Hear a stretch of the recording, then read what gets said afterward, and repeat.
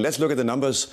Non-farm payrolls in August was better than in July. The unemployment rate in August was better than in July. Average hourly earnings higher than in July. And you look at average weekly hours, also better than in July. I mean, this report is better than in July. This economy is not slowing down in the way that markets are anticipating. We will not get 8 cuts over the next 12 months. Here you should instead look at this report as this is really telling you that there is a soft landing. I do think that they need to gather in the room and think hard about, do we want to go towards 25 or 50? I would say, and I would agree with Mike, that 25 is the right number, given that literally everything in this report was better than in July. Would it be a policy error, though, to go by 50?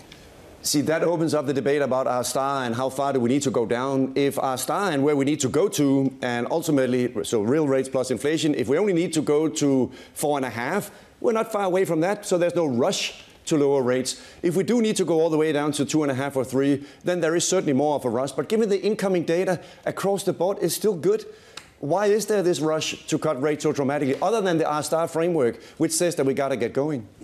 Jackson Hole's speech was all about understanding the effect that Fed policy has on the overall economy. The conclusion was we still don't know. We don't have a sense of exactly how quickly it gets sort of transmitted and how much of the lag effects that we're starting to see. There is an argument if you cut rates more aggressively now, you can get ahead of some of the lag effects that we haven't yet even seen. Why don't you give credence to that? Because there are 3 very important reasons why we did not get that slowdown that we all anticipated for so long throughout 2023. Remember, they started hiking rates in March of 2022. First of all, consumers and firms had locked in low interest rates.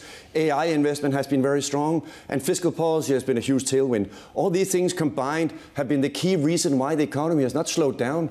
And those things are actually still in place. A lot of people still, of course, have low interest rates in mortgages, in investment-grade credit, fixed rate, also very locked in for a long time. So that means that if you do start cutting rates, it's actually the transmission is also going to be weaker on the downside. It was weak when you were raising rates. It's also weak when you're cutting rates. So because of that, AI investment still strong, fiscal policy from CHIPS Act, Inflation Reduction Act, and Infrastructure Act still strong. All this argues that the data will just continue to be steady over the next several quarters. There is no reason to expect this to be a hard landing. There is no exogenous shock similar to what we have seen during previous recessions.